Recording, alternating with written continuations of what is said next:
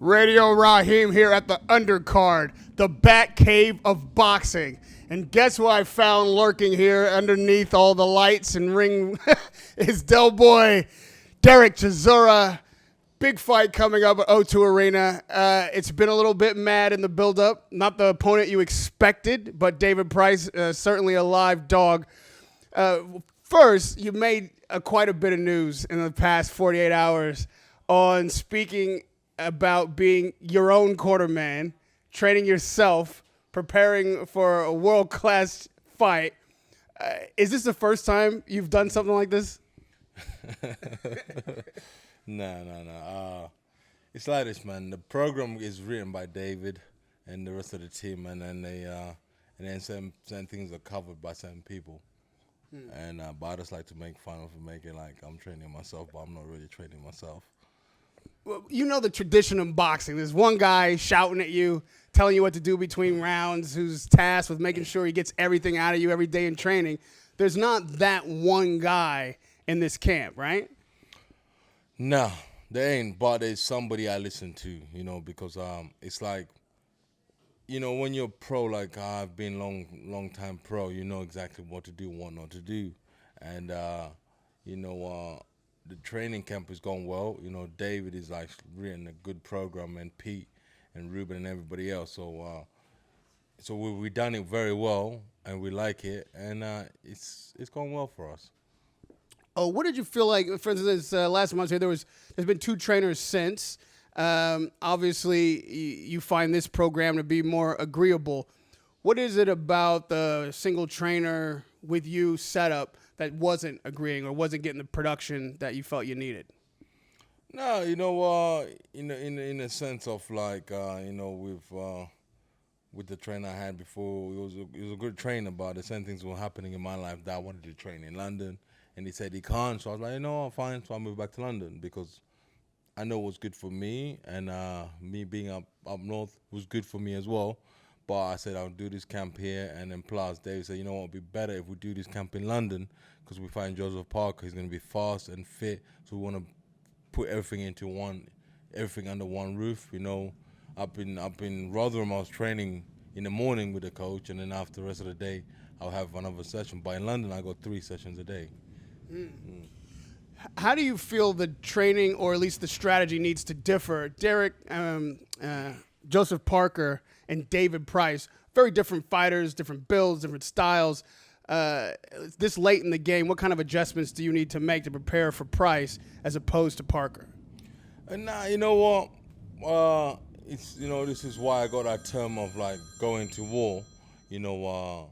My thing is like Dereck War Chisora, because when you go to war, man, it's take no prisoners, bro. It don't matter. I box the same way, all-round fighter. I chuck bombs when I have to. I box when I have to. So for us, we're just going to do the same pace we've been doing. We're getting ready for Joseph Parker. Start from the get-go, non-stop.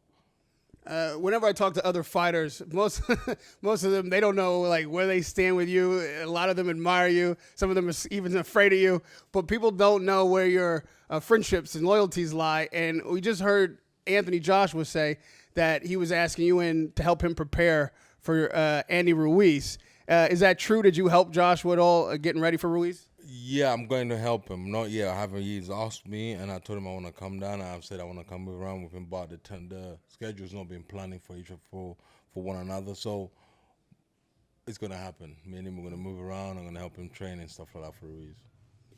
When you saw that first fight, knowing now that you're going to come into camp for the second fight, and I'm not looking to give away strategy or whatnot, but what do you think Joshua either didn't do in the first fight or can add in the second fight that you may be able to help him with the sparring? The only problem that Joshua trained, but it's only he trained in Miami. He saw the Latinos, the chicas, the ladies, Yeah, but it don't matter. It's this game we're in, it's how you come back is the most important thing. Yeah, it's the comeback. Come back. Well, Joseph Parker wants to come back. He said that he'd like to even get this fight back on, maybe on the Ruiz Joshua undercard. That seems pretty soon, assuming that no serious injuries happen on the 26th.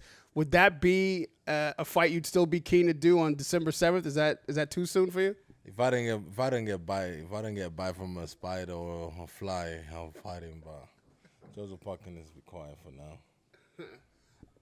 Another fighter that you feel like it needs to be quiet. Just a few days ago, you and Frank Warren had this dust up over Joe Joyce and that fight possibility. Frank Warren, that beef aside, what do you make of Joe Joyce, and is that a solid opponent for you? Is that a fighter that's on your level and someone you'd fight? Listen,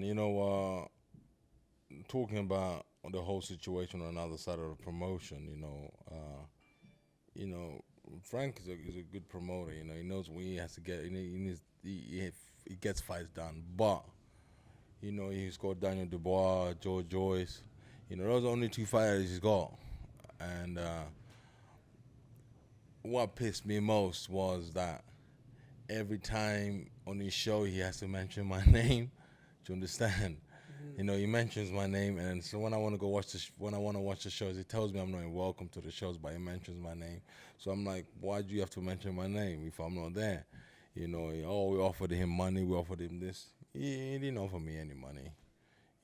That simple as what's money? For them guys, for the promoter, tell me they offered me money, offered me $150,000. No, I don't need your $150,000. I told him if you want the fight to be done, give me $5 million and I would turn up and I would do the business. That's it, And then coming back to the fighters, Daniel Dubois, I think Daniel Dubois is going to be unbelievable, dangerous in the next couple of years, man. He's going to be electric. Do you understand? I don't see anybody else in this division coming up who's going to test him. Because the way he's training, the way his protrudes are, the way he's boxing and everything. It's unbelievable.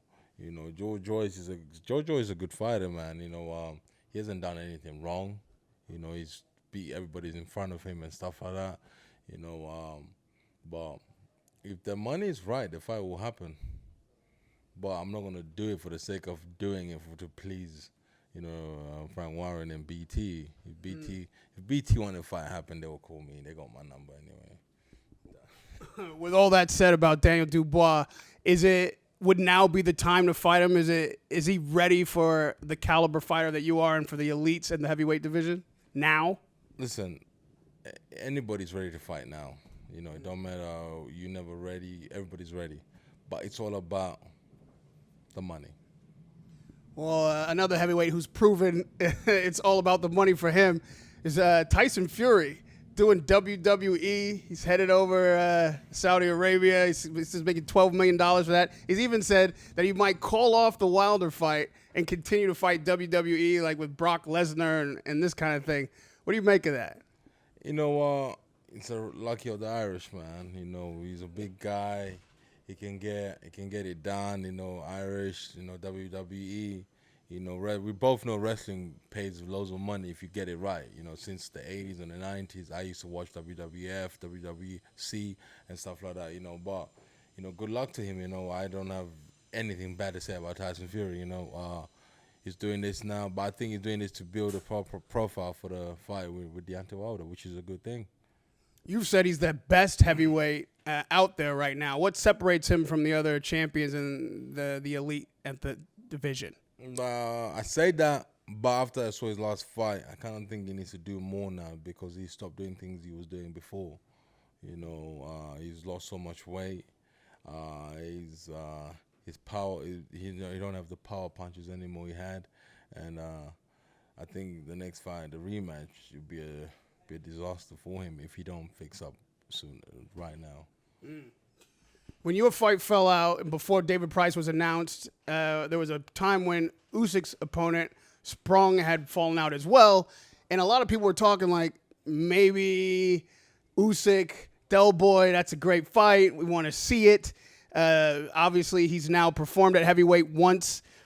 What did you make of his performance last week? And is he ready for a Del Boy fight? Is that a fight you'd make? I think Usyk needs to stay juggling the balls he juggles every time in dancing, because he used to do that dancing nonsense to the cruiserweight, but you can't do that in the heavyweight, man. You know, people want to watch people fight, and I don't think he carries the power for the heavyweight. Were you surprised by that on Saturday? I mean, some people criticize him because his opponent went 7 rounds, he didn't get a knockdown, all these kind of things, the kind of power issues you're talking about. But can his finesse make him successful at heavyweight? Finesse is good if you got that power punch at the end of it. You know, Ali used to like finesse, and then boom, you're on the floor. Yeah. Do you understand? And he's like finessing, and then he's just juggling balls and stuff like that. Who knows? A lot of people think he's gonna have a lot of success in heavyweight division. It could be you, especially if this Joshua Ruiz thing needs to happen 3 times. We could see an offer for Usyk Chisora. Is that a fight you'd want? Listen, Dereck Chisora is ready to fight anybody out there, man. I even put David's number on my Twitter later, so you can phone him if you want to have a fight. But I'm ready to fight anybody out there. And lastly, last time I was here, it was a lot of talk about your conditioning changing, your routine. David had you, on a strict regimen. You're still in good spirits, still in good shape. Over that course of time, these last couple fights, where do you think you've improved? What do you think that you bring in the ring against David Price on the 26th that maybe people still haven't seen from Chisora? Explosive, power, and power shots. That's it. Nothing else. We're not going to tip and tap her. We're just going to go in there and try and blast it out. Radio Rahim with Del Boy, Dereck Chisora. We're at the Bat Cave of Boxing, the undercard. We all come to see Dereck fight, blast him out, power shots. And lastly, have you sorted out whether or not you're the main event yet? Because I see the poster up here. That looks quite nice. We're going to have to ask David about that. Well, here at the undercard, Dereck Chisora is always the main event. Radio Rahim with Del Boy, Dereck Chisora.